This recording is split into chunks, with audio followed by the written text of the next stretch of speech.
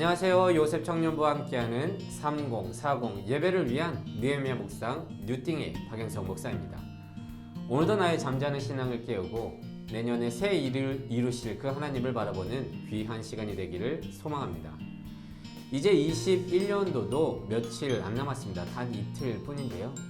그럼에도 불구하고 마지막까지 말씀을 묵상하고 기도함으로 한 해를 잘 마무리하시기를 바라며 나의 가족과 우리 교회 그리고 나의 공동체를 위해 기도할 수 있는 그리고 기도하는 우리 청년 그리스도인 되기를 진심으로 소망합니다. 오늘 묵상할 본문은요, 느헤미야서 6장 1절에서 19절까지의 말씀인데요. 이 19절까지가 너무 기니까 1절과 3절 세 구절만 제가 봉독하고 함께 묵상하도록 하겠습니다. 산발락과 도비야와 아라비아 사람 게셈과 그 나머지 우리의 원수들이 내가 성벽을 건축하여 허물어진 틈을 남기지 아니하였다 함을 들었는데 그때는 내가 아직 성문에 문짝을 달지 못한 때였더라. 산발락과 게셈이 내게 사람을 보내어 이르기를 오라 우리가 오노 평지 한 촌에서 서로 만나자 하니 실상은 나를 해하고자 함이었더라. 내가 곧 그들에게 사자들을 보내어 이르기를 내가 이제 큰 역사를 하니 내려가지 못하겠노라. 어찌하여 역사를 중지하게 하고 너희에게로 내려가겠느냐 하매. 느헤미야서 6장은요 예루살렘 성을 쌓기 위한 준비부터 완공에 이르기까지 모든 사건이 이제 대단원의 막을 내리는 장면이 기록되어 있습니다. 그런데 여러 어려움 속에서도 성벽 공사는 계속되어 왔잖아요. 그런데 마지막까지도 대적자들의 방해가 멈추지 않는 것을 볼 수 있습니다. 여러분 말씀드렸죠? 악의 영은 사탄은요 믿는 자가 무너질 때까지 끝까지 들러붙는 존재입니다. 오늘 봉독했듯이 1절 산발락 등 주요 대적자들이 나머지 대적자들까지 모두 끌어모아서 성벽 문만 달면 된다는 그 소식을 듣고 마지막까지 총공세를 퍼붓게 됩니다. 그러니까 모든 대적자들이 백성들을 향해서 멈추지 않고 끈질기게 총공격을 하였다는 것인데요. 이들의 목적은 단 한 가지였습니다. 그것은 무엇이냐면 느헤미야와 백성들을 두렵게 하기 위함이었습니다.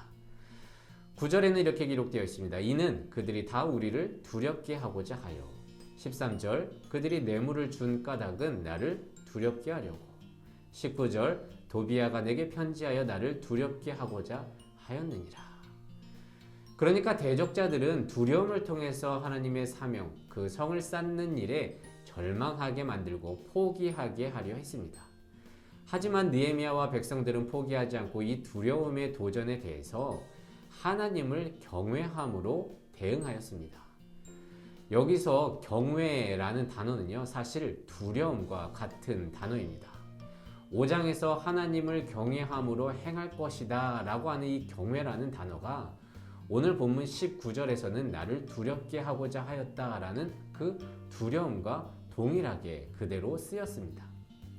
그렇다면 이제 공사의 막바지에 이른 이 싸움은 두려움 대 두려움의 대결인 것입니다.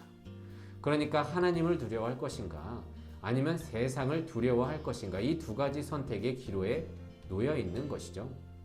그래서 본 내용을 통해 느헤미야가 전하고 싶은 메시지는 하나님을 두려워한다면 세상의 모든 두려움에 맞서 이길 수 있다는 것입니다.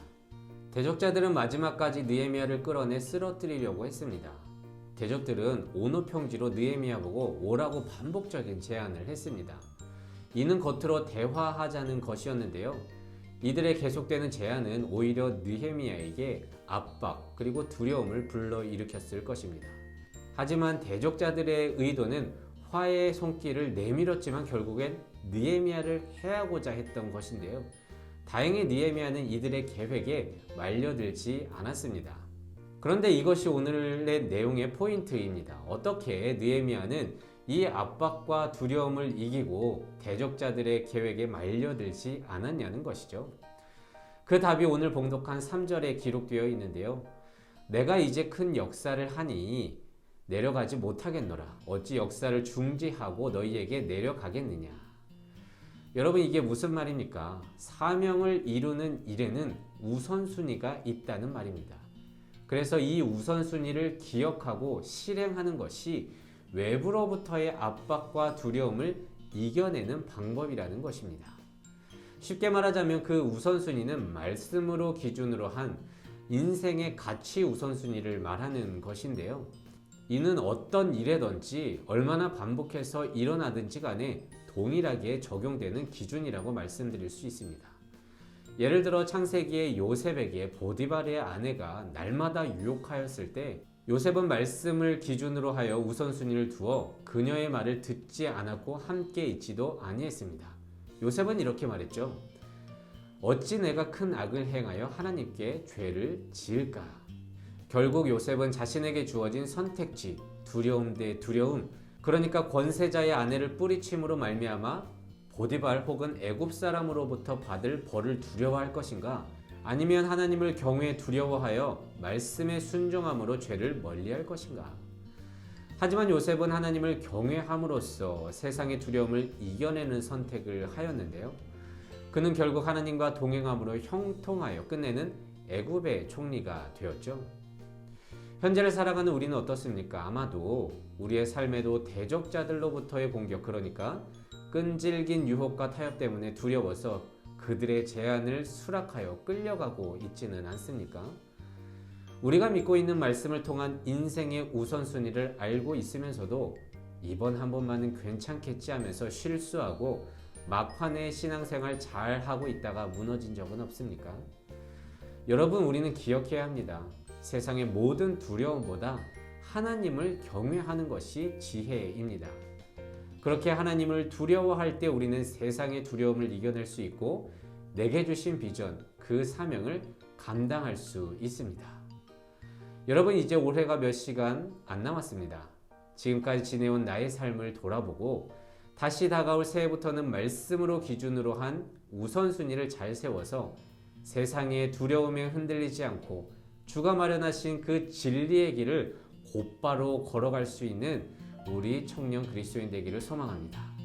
여러분, 하나님을 경외하면 세상을 이길 수 있습니다.